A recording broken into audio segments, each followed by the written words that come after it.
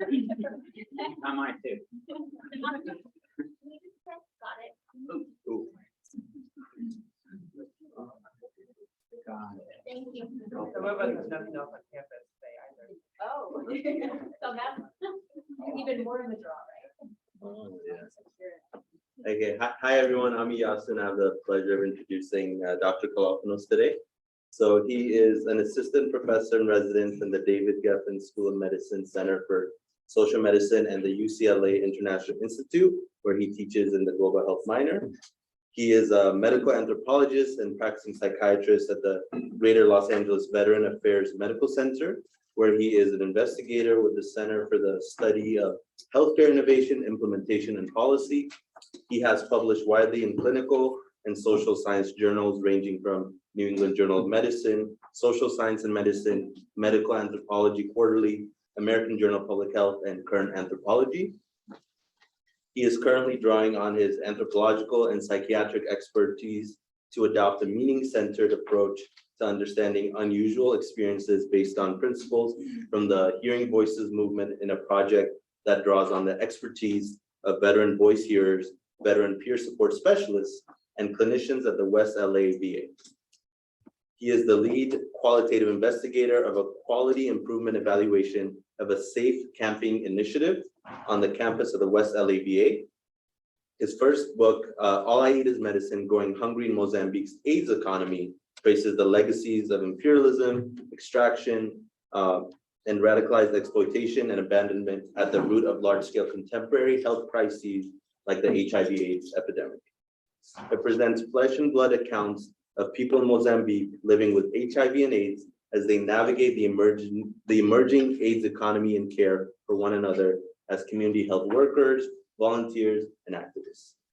The book calls for a global health that goes beyond the distribution of technological magic bullets to one that reckons with the political and economic forces, institutions, and policies that produce social and health inequities in the first place.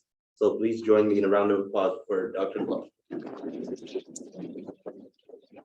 Thank you. Okay, can you guys hear me? Do I need the mic right? No.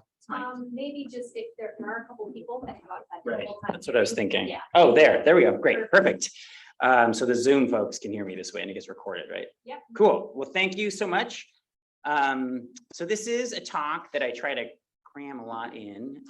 So I kind of want to give you guys a bird's eye view of a big range of sort of issues. And hopefully we'll have a little time to talk at the end. There we go. So I'll give you guys a little bit, that was a really kind introduction. I'll sort of build on that, tell you guys a little bit more about my path, how I got here to what I'm doing now, and talk a little bit about social psychiatry and psychosis, which is going to be the focus of my talk. I realize you guys are early in med school. I'm not even sure if you've had much psychiatry yet. No, right. Okay, so I was right. So, and this is a talk I actually normally give residents, psychiatry residents. So a lot of it assumes kind of familiarity with these terms. So I'll walk through some of these terms. Really the bulk of what I wanted to talk about is the sort of second bullet point or the third bullet point, appreciating how social and cultural factors influence the incidence and prevalence of psychosis, or the social determinants of psychosis, course and outcomes of schizophrenia, and the lived experience of psychosis. And I'll be looking at a particular set of studies, looking at the experience of hearing voices across culture, and then try to sum it up with a few thoughts about sort of implications for policy and practice. I, as Yasu said, I have an MD and a PhD in anthropology, and I got my PhD dissertation was doing field work in Mozambique when right in the early 2000s, right when antiretrovirals were first introduced in Mozambique. So this was a big deal at the time. HIV was and still is sort of the center, really the greatest burden of disease globally, right, is in Southern Africa, Mozambique, one of the 10 most impacted countries. And I actually was sort of attracted to medical anthropology by the work of the late Paul Farmer. I'm assuming some of you are familiar with who Paul Farmer is. Yeah. Yeah, and I think just like for a lot of you guys, Paul Farmer's really inspired me to sort of go into global health and anthropology. And so I went to Mozambique as an anthropologist. I worked there for several years, kind of going back and forth and spending a year at a time, and several summers and several kind of months here and there. And I was not a clinician then, I was an anthropologist. So I learned the colonial language, Portuguese, as well as Chiteve, the indigenous language. I learned the history, I learned about all the different religions that were prevalent. And of course, I learned a lot about healing and illness in Mozambique. And I got to know indigenous healers, church-based healers, of course, doctors, nurses.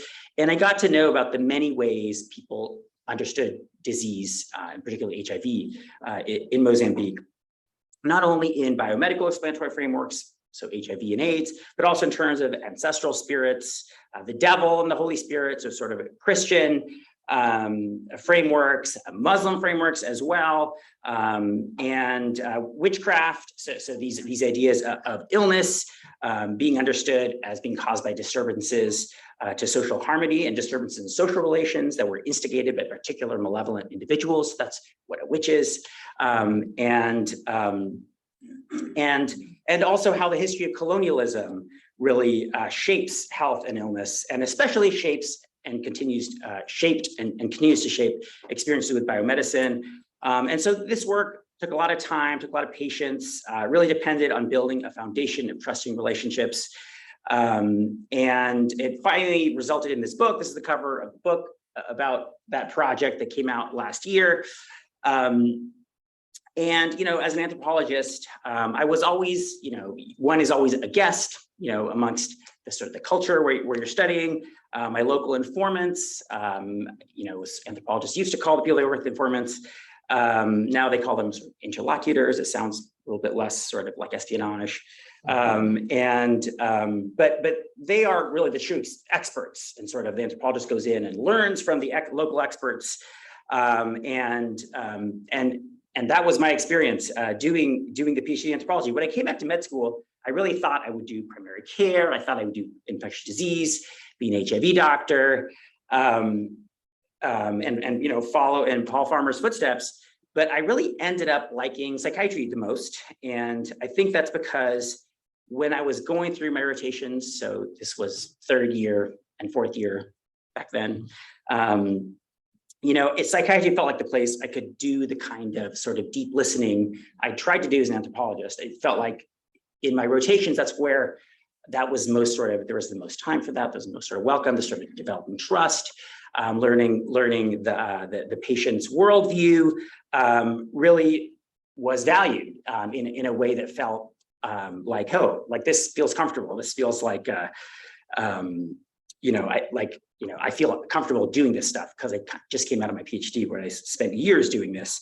And so in psychiatry, I really kind of approach the work, I approach working with patients sort of like I did as an anthropologist, thinking about the inner world of each patient as a unique culture with its own history, its own language, its own set of values.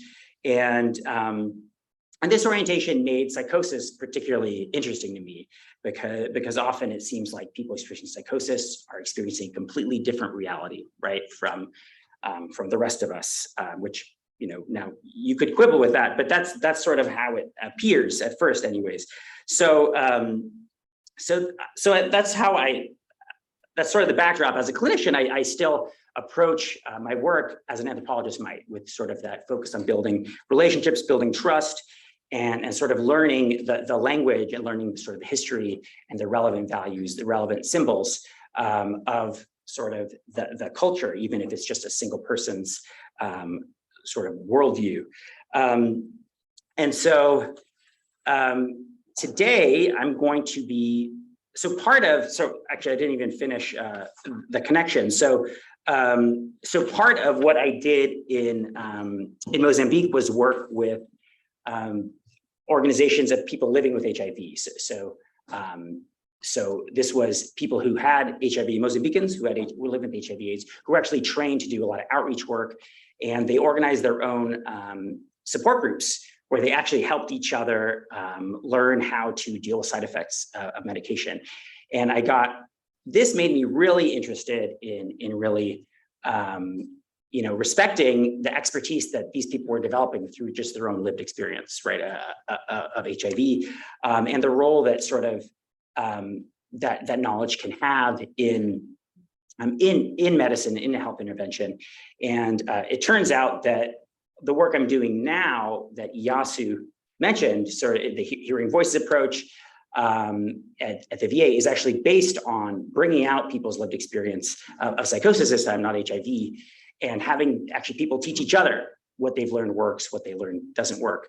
So, so that's a little bit of a backdrop about how I've gotten into the stuff I'm doing now. So today, there we go. I kind of want to, again, like I mentioned, talk about the social and cultural parts, perspectives, dimensions of psychosis and schizophrenia. And I kind of wanted to start out just by introducing, this sort of the field, the idea of social psychiatry. Has anyone heard of social psychiatry before? Yeah, you guys, where have you heard of it? From Helena Hansen, right? Okay, so so Helena Hansen is also a sort of proponent and practitioner of social psychiatry. It's actually, we actually have a long history of social psychiatry. And so this is a definition from 1960. Social psychiatry is concerned with the relationship between mental disorder and sociocultural prosody. So nothing sort of like the term indicates, but we've sort of, in some sense, lost a lot of this legacy in psychiatry with the turn to biology and sort of neurophysiology and genetics. And sorry, I keep forgetting how to control this. Helena is actually one of the people who's really bringing this back through this concept of structural competency. Have you guys, is this a familiar term for you guys yet, structural competency? So the idea is structural competency is a framework that explicitly builds on cultural competency. But while cultural competency is about understanding, patient's unique culture / ethnicity, this is really a framework that tries to build on that by understanding patients' experiences of illness in the context of structural factors. So intervening to address structural factors at institutional levels. And so it sort of acknowledges while cultural competency does pay attention to cultural difference, it doesn't always pay attention to the sort of factors in the social structure that are not related to culture, but related to racism, related to poverty, related to housing, gender, stigma, those kinds of issues. And so it's really thinking about how to develop, community connections and structural humility, a posture of collaboration with community leaders and other disciplines, and patience with the slow pace of structural change.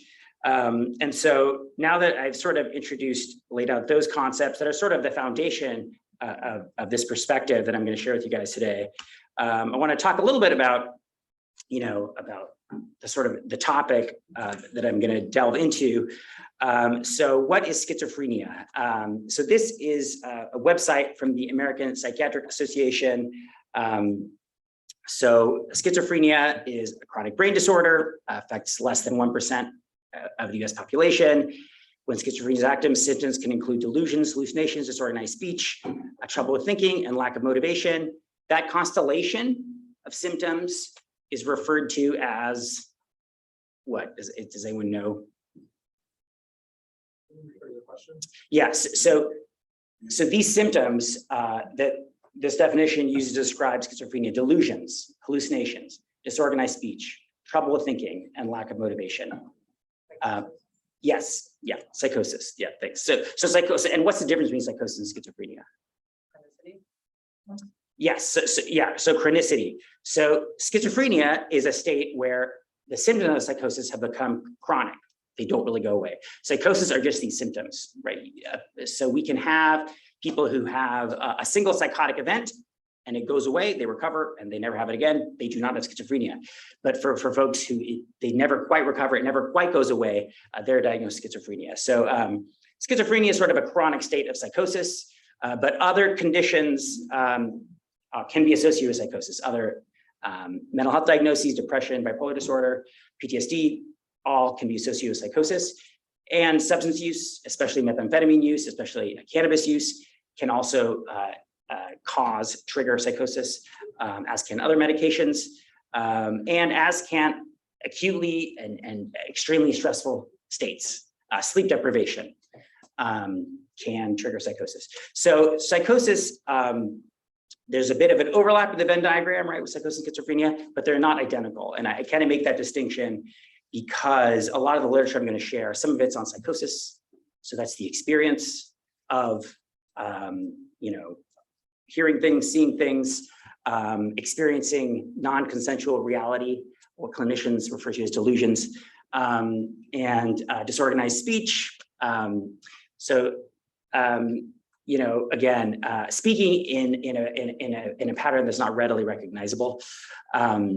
Those are all symptoms of psychosis. And so the APA, kind of talks about most symptoms of schizophrenia will greatly improve, and the likelihood of recurrence can be diminished. And then psychosis, which you guys just touched on, refers to a set of symptoms characterized by a loss of touch with reality due to a disruption in the way that the brain processes information.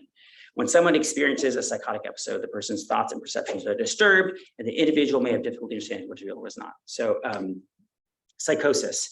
So the reason I sort of kind of belabor the APA definition is because there is this focus on the brain, and that is important. The brain is obviously a central organ in psychiatry.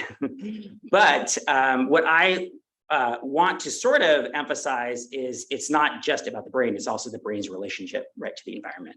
And that's a point that we often is not emphasized, particularly early on in our training. And so this really busy diagram is I like because it sort of contextualizes what's happening in this big context. So schizophrenia as this sociodevelopmental disorder, psychosis is the outcome of many complex processes. There's a genetic component. We do not know what exactly it is. We do not know, there is not a single genetic, abnormality related with psychosis, schizophrenia or psychosis. What we do know is there is, the environment has a lot to do with it. Childhood adversity, adult adversity, specific contexts, substance use, and they sort of, the sort of bottleneck, all these factors feed into this dopamine, hypothalamic pituitary adrenal axis dysregulation. So basically stress hormone dysregulation, and it's thought that this chronic increase in stress hormone, cortisol, and particularly dopamine activation is related to psychosis. And again, this is a complex process that we haven't totally characterized, but I think, again, I'll be kind of focusing on this part of the diagram up here at the top. And so I shared the APA's definition of psychosis and of schizophrenia. And so this is a definition of schizophrenia that I really like from a couple anthropologists that work with schizophrenia. Schizophrenia is a story of the way that poverty, violence, and being on the wrong side of power drive us mad. So what does that have to do with HPA dysregulation and sort of the genetic abnormalities? It turns out a lot. I'm going to move into sort of chapter 1 of my talk now, social determinants of psychosis, or how the incidence and prevalence of psychosis actually varies. And so I mentioned this before. What's the global prevalence of schizophrenia? This is sort of 1%. So that's a classic boards question. So the idea is 1% of humanity, right, has schizophrenia at any given time. And that's, so up to date, you see that in the big psychiatry textbooks. And so it turns out, however, that the incidence, so actual, when you kind of look at where psychosis, psychotic disorders are occurring. So again, psychotic disorders, the broader term, it includes schizophrenia, but it's more than just schizophrenia. It actually varies a lot across sort of subpopulations and communities. So male and younger folks are more at risk.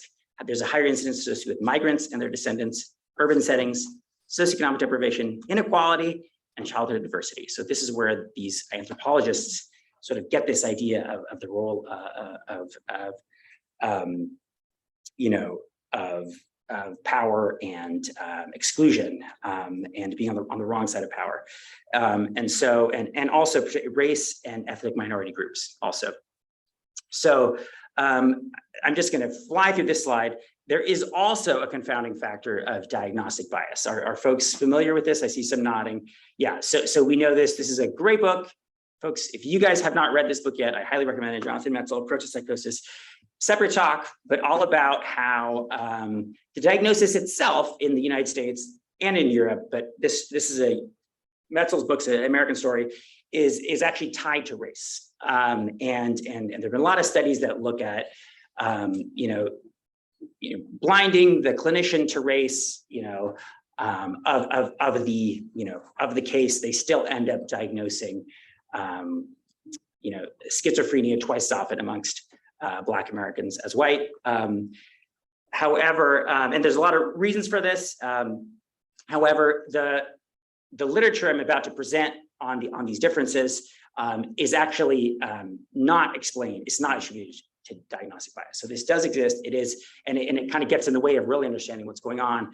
But there is something sort of beyond diagnostic bias that is going on in terms of where and who is at higher risk of psychosis. And so one of the sort of best established trends here or risk factors for psychosis is childhood diversity and trauma. So this very detailed, lots of numbers here. The sort of basic, what these guys did, this is a UK-based study, a population-based study, so National Health Service, so drawing on the population-based registry. And they did a survey of different experiences of childhood adversity and trauma, sexual touch, rape, sexual talk, physical abuse, bullying, institutional care, local authority care. So this is like institutional care is foster care in the UK, local authority care is juvenile justice. And they found that any single events, any single experience of this kind in childhood is actually increased with associated with a threefold increase in likelihood of experiencing paranoia later in life, and a twofold increase in experiencing auditory and visual hallucinations later in life. Any two of those experiences results in even a bigger increase in risk. So 7.5 increased chance of having paranoia and 10 times more likely to have auditory and visual hallucinations. So this is an association that is actually on par with the association between lung cancer and smoking. So it's not a subtle relationship, it's a very robust relationship between childhood adversity, trauma, and later development of psychosis. What are those two characteristics that have increased risk for developing psychosis? Experiencing any one or multiple of these kinds of trauma: rape, sexual touch, sexual talk, unwanted sexual talk, physical abuse, bullying, foster care, juvenile justice. But you mentioned one that was 7 to 10%. So having two of them, having three of them, 27 more times likely to experience auditory or visual hallucinations. And then 4 or more, it sort of tails off, I think, because the numbers were so small. So this has been known for a long time, this robust association between trauma and development of psychosis, and of course, schizophrenia. Poverty also, so risk of schizophrenia increases with indebtedness. And so that was a cross-sectional study. But the next couple of findings are from prospective studies, so that actually follow, look at what happened. So this study looks at family social class at birth, and likelihood of later development of schizophrenia. And it was found the lower social class at birth actually predicts development of schizophrenia later in life. And then this is a Swedish study. So in children without a family history of psychosis who were adopted, into lower socioeconomic status families. So sort of, they're sort of controlling for genetic risk there. And then they're all being raised by non-biological families. Even then, the sort of lower socioeconomic status was associated with increased risk of later developing schizophrenia. The interesting thing about the second study, when they controlled for race, the effect was much less. So in that study, social class was tied to race pretty strongly. Urbanicity, this is also a well-known and long-standing association. So there's something about the urban environment that confers greater risk for psychosis and schizophrenia. And this second study that is actually a Danish study that looked at degree and duration of urbanicity experienced during upbringing. And they found that there was a dose-response relationship between the amount of time people spent in urban versus rural areas in childhood and risk of later developing schizophrenia.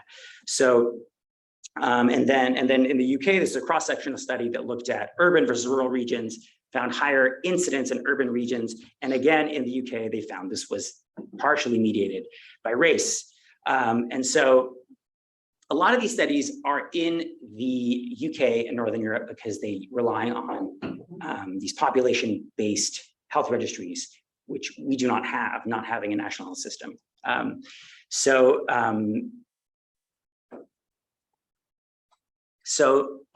this issue with race in Europe has been studied through the lens of migration. And so the association of migration and schizophrenia was first actually seen in the 1930s amongst Norwegian immigrants to the United States. So schizophrenia was actually seen to be more common amongst Norwegian immigrants to the US in the 30s. This is a meta-analysis, so big combination. So it sort of brings in all the studies they could find, looking at prevalence of schizophrenia amongst migrants, and they found some pretty compelling and pretty interesting trends that I highlighted on this table. So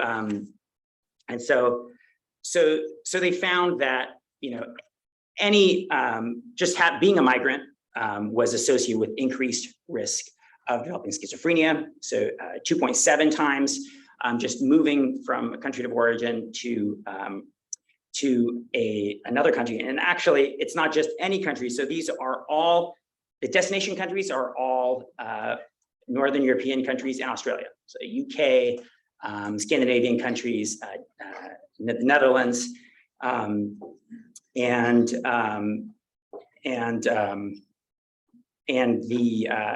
so again, where these population registries are, but the destination is from all over. So the migrants are coming from all over the world. And you can kind of see that in the bottom of the graph.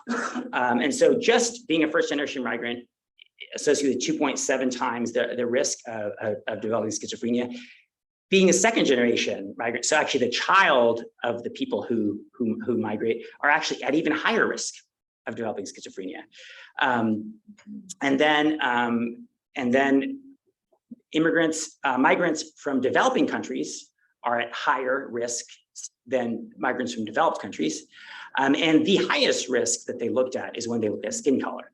So migrants with Black skin color, again, in majority white countries, are at the highest risk of developing schizophrenia.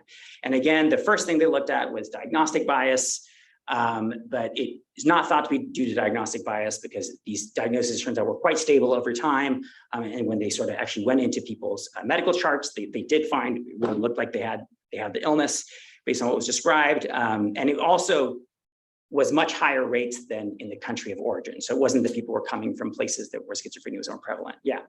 Sorry, I just wanted to clarify the term migrant versus immigrant. Mhm. Like, are these populations that don't have a permanent station, like they move, settle down, and stay forever? Yes. No. They move, settle down, stay forever. Yes. So it's not like nomadic, itinerant populations, right? So It's folks who migrated, or I'm not even sure what would be the right it's term. kind of a semantic thing, Yeah. but I think of migration as moving like for work, for example. Right. Immigration is moving for work and then staying forever. Yeah, so they had immigrated. Yeah, This could be different populations. yeah. But it is, but also, right, looking at second generation, right? They're raising their children in the new country. Yeah. And so, and again, the interesting thing, so these are European studies. Another really interesting trend having to do with race and ethnicity is this phenomenon of ethnic density. So ethnic density of one's own ethnicity, it's inversely correlated with psychiatric admission rates for schizophrenia and for development of psychosis. So that means, so this was found, the first study that found this was this study in the 30s in the United States that found that whites had lower admission rates than blacks in white areas of Chicago. But this was reversed in black areas of Chicago. Whites who lived in black areas had higher rates of admission for schizophrenia than blacks. And this was controlling for socioeconomic status, for marital status. This has been, for decades, this was followed with different ethnic groups in different parts of the country, in different countries. And it was found to hold. And then and again, after controlling for socioeconomic status and social characteristics. And then this was repeated recently in the UK and the Netherlands with these large studies that were actually recruiting people right when they developed psychosis. And again, on a population level, so they were theoretically capturing everyone. And this graph shows that the incidence per 100,000 amongst ethnic minorities, in this case, they were the Indian, African, and Caribbean living in the UK, the higher incidence of schizophrenia, where the sort of density of people like them was lower. So in neighborhoods, in areas where there was only 8 to 22% ethnic minorities, it was 52% incidence per 100,000 versus where there's the highest third. So where the neighborhood was 28 to 57% ethnic minority, the incidence went down. So this was also found in the Netherlands around the same time, different country, different ethnicities, but same trend. And so in the US, of course, race is not tied to immigration the way it is in Europe currently. And so, but so there was this, and in the US, of course, we don't have these population-based registries, but what we do have is databases like Kaiser, so which does have a sort of large database. And so there was this big study looking at race versus schizophrenia in the Kaiser cohort, so in Alameda County in the 50s and 60s. So these were all insured, all employed individuals, and they found that the African-American families, and interestingly at this time, there were very few mixed families, right? They were basically both parents were either African-American or white. 3 times the rates of schizophrenia in the Black families, and when they controlled for socioeconomic status, it was still 1.9 times higher, so almost 2 times higher. So this really argues that it's not just something about migration, the European data points to, but also something about race, separate from ethnicity, separate from the migration experience. And then this is another study in the U.S. that actually it's a population-based or it's a large-scale survey. So there were like over 7,000 people surveyed about, and it linked experiences of discrimination to experiences of psychosis. And they did find that in both lifetime and last 12 month, increased experience of discrimination were related to increased experience of psychosis. So again, there being something around experience of discrimination and vulnerability to psychosis. So how do we sort of put all this stuff together?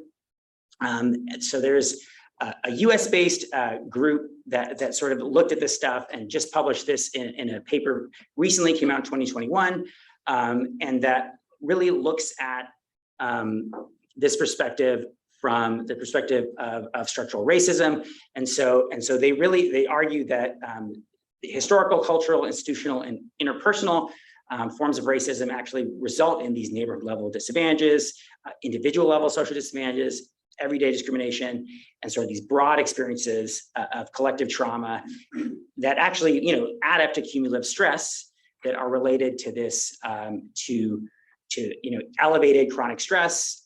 Again, the HPA access dysregulation that then lead to higher risk of psychosis and higher expression of psychosis. In the European group has expressed sort of a complementary but related model, the social defeat stress hypothesis. So they argue there's something about the chronic stressful experience of outsider status that arises when an individual is forced into a subordinate position in relation to a dominant group. So this comes out of an animal model, actually. So rats forced into submission by a dominant rival show elevated levels of dopamine, the nucleus accumbens and prefrontal cortex, which are associated with psychosis. And it also connects with observational studies. So the famous study that sort of kicked off the whole social determinants of health movement was Michael Marmot's studies in the UK civil service. Are folks familiar with those studies? So what did those studies find? That the position in the hierarchy of employment is a stepwise those like the Yeah, that's exactly right. That's exactly right. So what they found was the UK civil service has a very rigid and clear hierarchy. And it's very clear who is above who and who's on top and who's on the bottom. And they actually found that health outcomes mapped directly onto that hierarchy. And so, and they first found it in heart disease, and then they went back and looked at diabetes, mental health. And so they actually found that, status, not only sort of objective status, but also people's perception of their status in relation to other people was linked to this broad range of health outcomes. It's also consistent with other cases that we know. So maternal mortality in the US, right, is heavily skewed by race. And so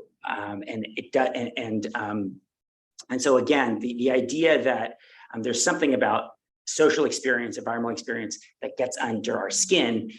It's not unique to psychosis, but I think it is something important about mental health and thinking about how mental health is connected to the social environment. So that's the sort of just the outcomes. I'm going to try to go through my next chapters in 5 minutes each. So it turns out course and outcomes of schizophrenia also are mediated by the social world and the cultural context. So there are this famous set of studies, the WHO international studies of schizophrenia. Has anyone heard of these studies, WHO studies of schizophrenia?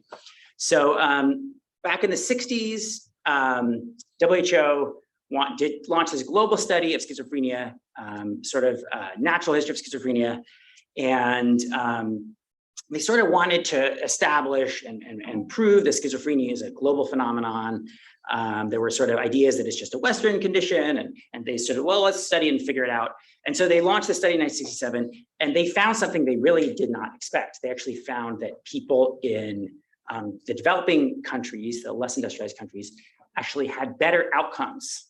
People with schizophrenia in the developing world had better outcomes than did people in the industrialized world. And that's what triggered this cascade of studies that followed. They're like, what? What's going on here? Was that right? And so they did a series of more in-depth studies following with this initial cohort, follow-up interviews, making sure they weren't missing anyone. They were very thorough. They sort of went to jails, to sort of shrines, to, way outside the medical sort of establishment, looking for folks with schizophrenia, and it stuck. And so these are the sites that were involved in all those levels of studies. The less developed countries, and it is a slightly more than slightly problematic term, but it's what they used. So it was Ibadan, Nigeria, Cali, Colombia, 3 cities in India, Agra, Chandigarh, and Chennai. Actually, 3 very, I'm not very familiar with India, but I do understand that these are 3 very different kinds of cities. Beijing, China, and Hong Kong. And so those last 2, are those less developed countries in the 60s, I guess maybe in the 60s, perhaps. And then versus industrialized countries. So Prague, Dublin, Honolulu, Moscow, Nagasaki, Nottingham, UK, Rochester, New York, the Netherlands, Germany, and Bulgaria. So, and this is basically a table that actually shows what they looked at. They actually looked at a range of what we call functional outcomes. So they were not just looking at symptoms of psychosis, symptoms of schizophrenia. They were looking at stuff like likelihood of being married, likelihood of working, satisfaction with life. And also just, you know, over the last 2 years, did they have a psychotic break? So that's where they really looked at symptoms. And they found all these measures, people seem to do better in developing countries, you know, 1.5 to 2.5 times better. Working was almost 5 times better. And they actually switched Hong Kong because they were like, Hong Kong really is more of a developed country, developed city than underdeveloped. And when they did that, the effect was even stronger. So finally, after 30 years, they were like, oh, maybe this is real.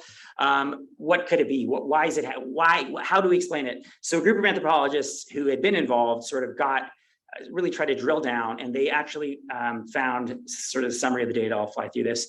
They actually found that a lot of the best site was actually India. And so they got really interested in what was happening in India. And here are some of what they found. They found that members of the Indian cohort were 5 times more likely to be married than in particularly developed centers. They were far more likely to have family involvement and household help. In India, so looking at the sort of cultural context, family, lineage, and social order were really highly valued. And they thought this was related to then the high rate of marriage as well, because in India, most folks were married before they had their first psychotic break, tends to be in the 20s, and most folks would get married in their late teens or early 20s. And marriages were really between families, not just between individuals. So the thought was, when a person has a psychotic break, they are already sort of committed to a family. These two families have just sort of invested in the relationship, and they work really hard to preserve that relationship. And another factor in India, they found that there was a lot of unskilled, semi-skilled work available versus sort of service sector work that in the developed countries. So in developed countries, folks worked, you know, for kind of in low-wage jobs, McDonald's, janitors, you know, service sector that happened to be super high stress. And whereas India, there was a lot of sort of agricultural labor or just piecework available, sort of informal labor that people could kind of work at their own pace. And also this has more to do with the cultural milieu. Families in India tended to exhibit less expressed emotion versus in developed countries. Who has heard of what expressed emotion is? It's a very arcane term, but it basically refers to basically the level of criticism. The more critical a family is, the higher is the level of expressed emotion. And so they just found that families tended to be less critical and less judgmental of their ill family members. And it turns out that expressed emotion has a lot to do with how many times people get hospitalized. So families who have higher expressed emotion internationally, their family members with schizophrenia tend to get hospitalized at higher rates. So there's something about that sort of like criticism over intrusive style that doesn't work well for folks who have schizophrenia.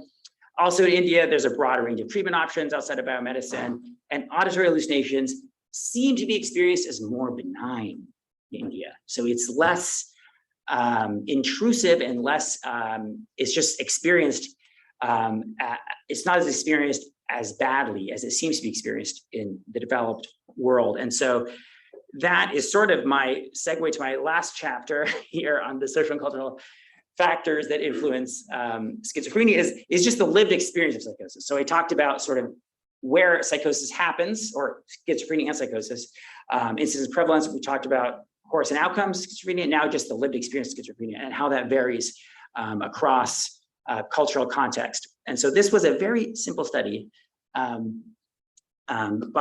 Tanya Lerman, anthropologist, and colleagues in India and in Ghana. And they did an interview about sort of phenomenological interview about people's experiences hearing voices in 3 different cultures: San Mateo, California, Accra, Ghana, and Chennai, India. 20 adults meeting a definition of schizophrenia, only those who heard voices in the absence of substance use, all recruited in hospital settings. So it was like bona fide schizophrenia. You know, these guys were all getting treatment, and they'd all been ill for several years. And this table sort of looks at differences in meaning. So just ask people how they understand their experience.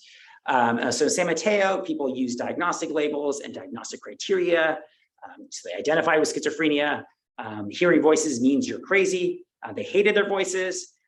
They often heard and reported violent content, and voices were really experienced as this disruptive relationship between thought and mind. It was really seen as something really wrong was happening. In Accra, hardly anyone talked about their experiences with diagnostic language. Hearing voices tended to have a spiritual meaning as well as a psychiatric one. So people were getting psychiatric care, but they also had these spiritual understandings of their experiences. There was a lot more emphasis on the moral quality of the voice. So some voices are good, but some are bad.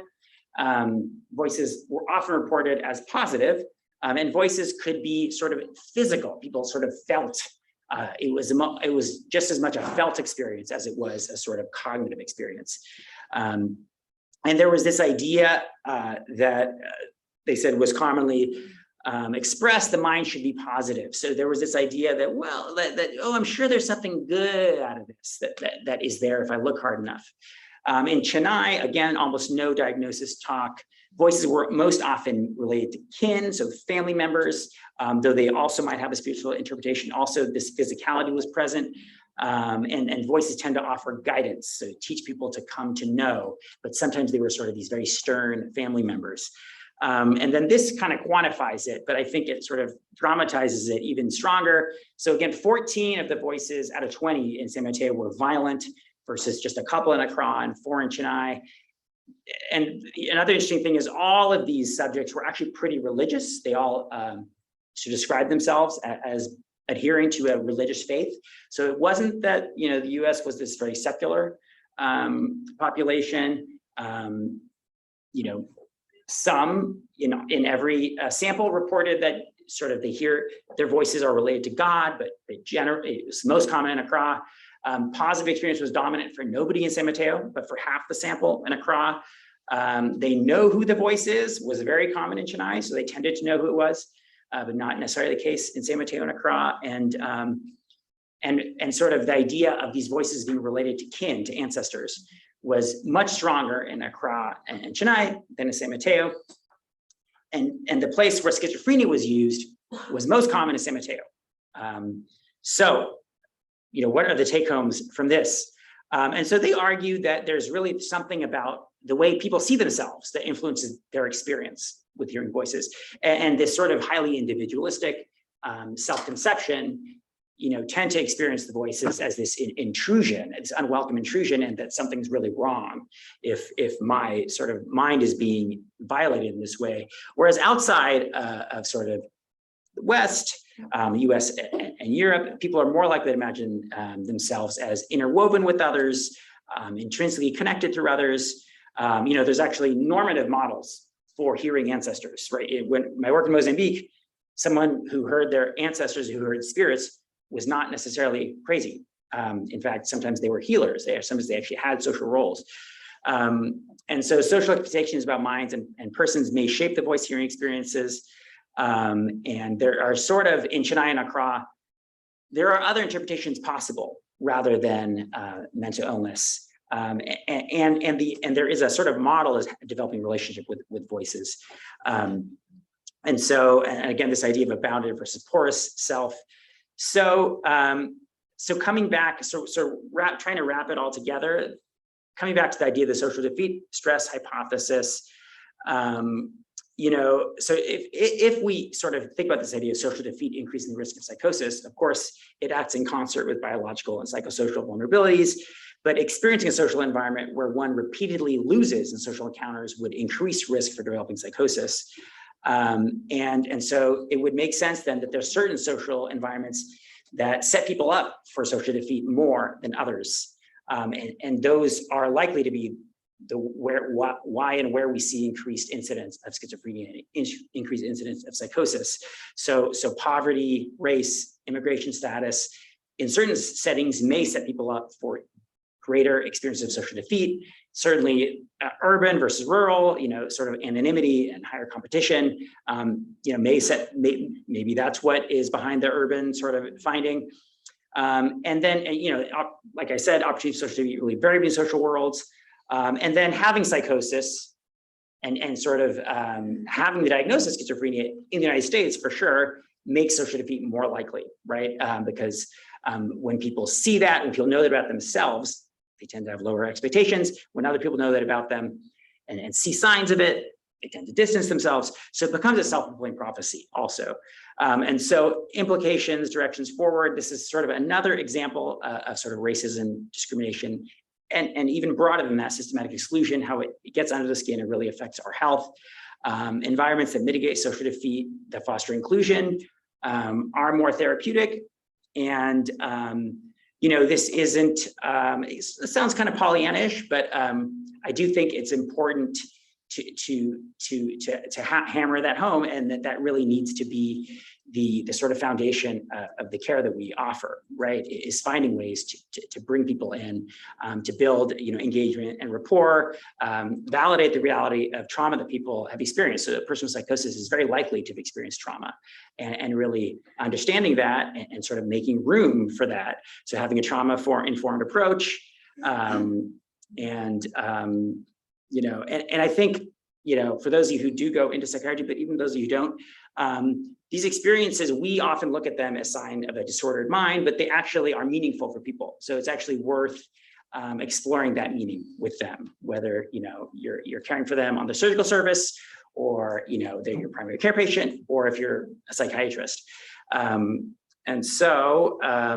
I think there are broader policies that mitigate social defeat, right? On a very broad level, sort of social safety net, basic housing, basic income, universal healthcare, sort of, really bolsters people and sort of sets them up for at least,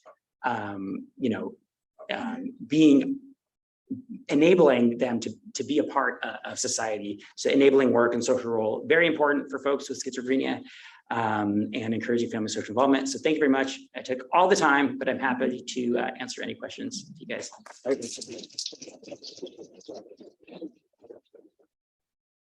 I just want to give you guys, be respectful of your time. If you have a place that you have to go, feel free to walk out, and if you want to stay for Q&A. Is that okay? Yeah, absolutely. Yeah, please do go somewhere if you got to go somewhere. Okay. If you need to get air, whatever. I think I saw some questions. So does anyone? Go ahead. So I have a question about the WHO studies that we've done. Yeah. Particularly with the studies that were done in India, and I guess I'm more familiar with that than the other underdeveloped studies that they use. I noticed that they didn't use the, at least for India, they didn't use the 2 least developed cities within that country, whereas when they were looking at the developed countries, they used Dublin, Ireland, and a lot of the most developed cities. So I was wondering if urbanicity or also migration within those populations could have been a confounding factor, because in a city like Delhi, you're going to have an even lower level of structural support, and you're also going to have a lot of migrant populations that are coming out of their villages, versus a city like Agra is still very established. You still have established families that have been living there for generations. In fact, it's mostly that rather than migrant populations. And I just thought it was interesting that they compared a city like Agra to a city like Dublin, which I think also has higher levels of migrant population and is more urban. And I was just wondering if you feel like there would be any skewing. Yeah, I'm sure. I mean, that's a difficult, that study, there's so much happening, right? You're really comparing very disparate places and disparate phenomena and trying to really relate. I do think they did a good job of really trying to account for that. A lot of their, they tried to scale their functional outcomes relative to the sort of local expectations, like gender expectations. And so they weren't sort of comparing how likely is this woman to be working in India versus in Dublin, or, but certainly those factors would make a big difference. And also how these places change over those 30 years also makes a big difference too. So it's sort of a really thought-provoking study. It's sort of and one that gets endlessly debated because there are all these little bits, but it's a good thought. It's a good thought. So, yeah. Yeah. Other questions? Ashley, you had a hand up first. I have a question about how you explain psychosis at the beginning. So I know that there's genetic factors that are underlying and having other mental illnesses can trigger psychosis. Can you say that like all human beings are capable of being in a state of psychosis? Yes.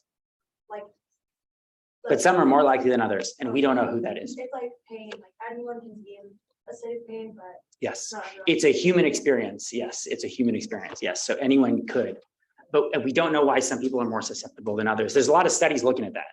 And then when it goes past a certain amount of time, that's when it becomes defined as schizophrenia. Yes, yes, but these are all subjective. Also, what's psychosis? What's a delusion? Really depends on who is assessing and what they think reality is. And so that's where the diagnostic bias and comes into play. And then I have one Yeah. more. So if people have psychosis, and I know that these studies were based on schizophrenia in particular, but if you have psychosis based on other experiences like PTSD or bipolar disorder, is this same like concept of social support applicable? Are there studies on how that? Yeah, well, it's broadly applicable throughout all mental illness and all illness. I mean, social support is just healthier, right? For heart disease too. So, so yes, it is. But it's sort of broadly, it's sort of like a good diet, right? It's just sort of good for your health to have social support, and it's bad for your health to be isolated. Yeah. I have a practical question. So can you talk a little bit about how your anthropology degree informed your research, and would you have done this type of research with just your MD? I doubt it. Yeah, I think it, like I said in the beginning, it's sort of why I give that little intro, is because I was very interested in sort of like the particularities of people's experience as an anthropologist, and how they described things and how they saw things, how they felt things. And so I think this sort of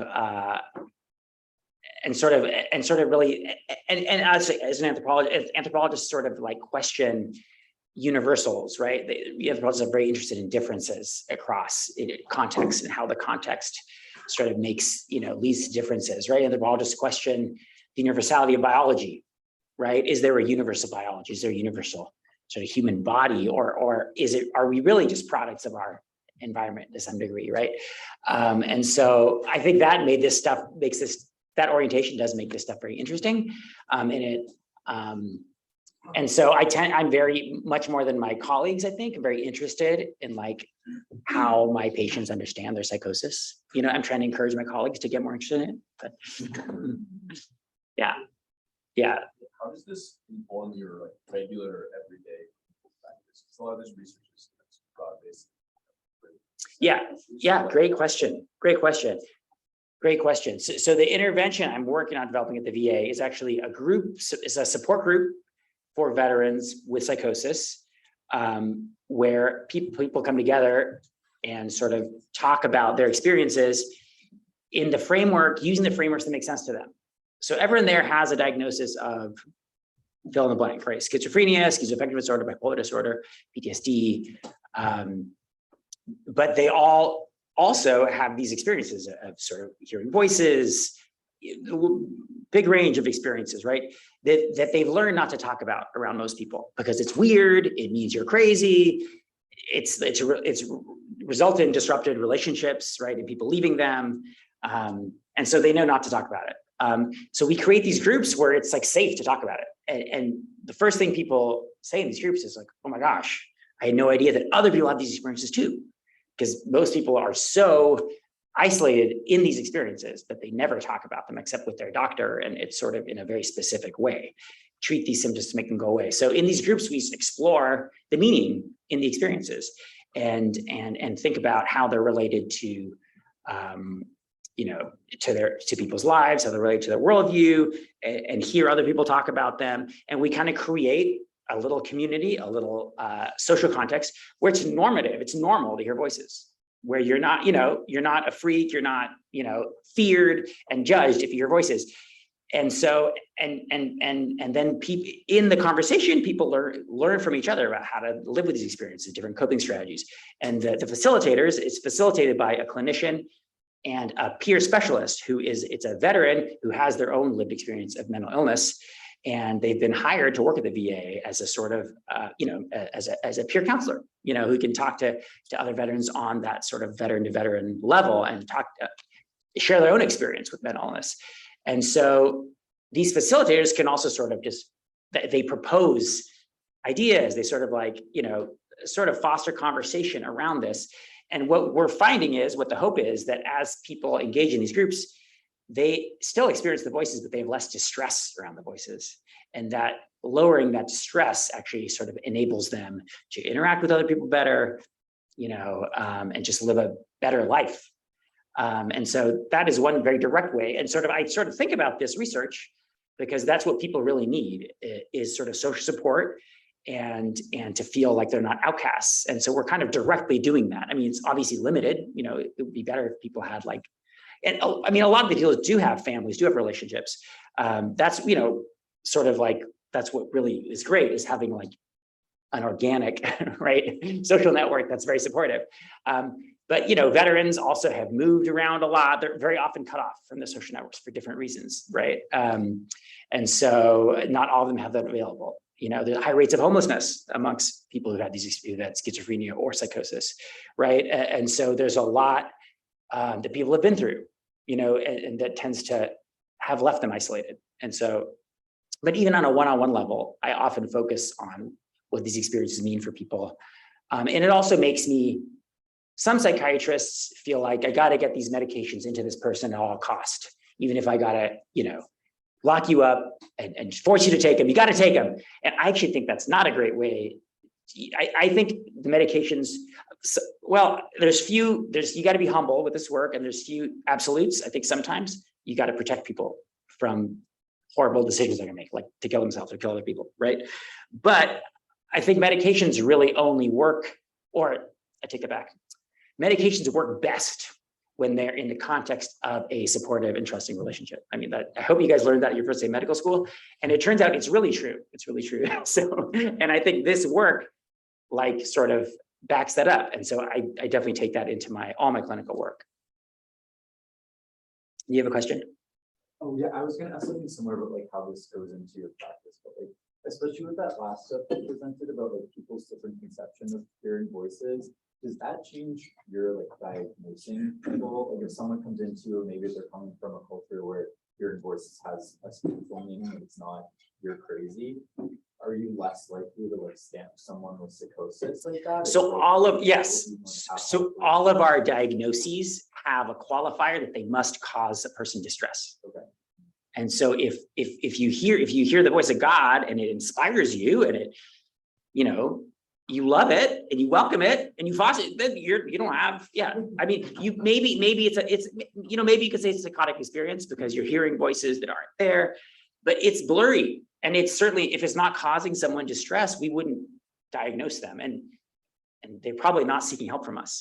That's the thing. Psychiatrists don't know those people because they don't come to our, right? They're not looking for help because they're fine. It turns out some of our patients are sort of getting help for other things, and they happen to have these positive voices. And it's complicated. It's not so rosy, but it's it's something they live with, and they have a very mixed and nuanced perspective of it. It's not just they're tortured by the voice, which is the common story amongst folks with a schizophrenia diagnosis. And just a clarification, is auditory hallucination, is that different than having an intrusive thought? Is that someone actually hears a voice as if it was someone? Yes. Okay. But it is, when you get into that level, it's very individual, right? And people will say synesthesia, right? It's I feel a voice, or I hear a color, or, and it's hard for people to often write in a language to even describe their experiences, which again is why people need to just sort of have space and time to think about it. And, so those are great questions. And when you get down to that level, a lot of these big categories that we have kind of break down a little bit. And to the point where when you learn I found when I get to know patients really well, what seems delusional at first seems a lot less delusional once I understand how they see the world and what they've lived through. Then I'm like, is that really delusional actually, you know, that they believe this? You know, so there is a lot of gray area. But it really comes back to, not to idealize it either, it comes back to levels of distress, right? And what kind of help do people need and what kind of life do they want to live? And so if it's getting in the way of that you want to find ways to make it better, right? Yeah. So follow up sort of that, like there's the context of what situation patients will go back into is inform how you're treating, like, okay, in this situation, like, see that better relationship with other voices, but where they can go around something, is that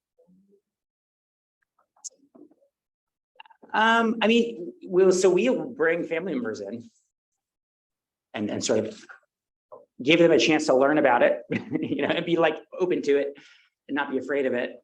And so, you know, and try to learn about it. So we'll do that. And that often can really help. Yeah. All right. Thanks, everyone.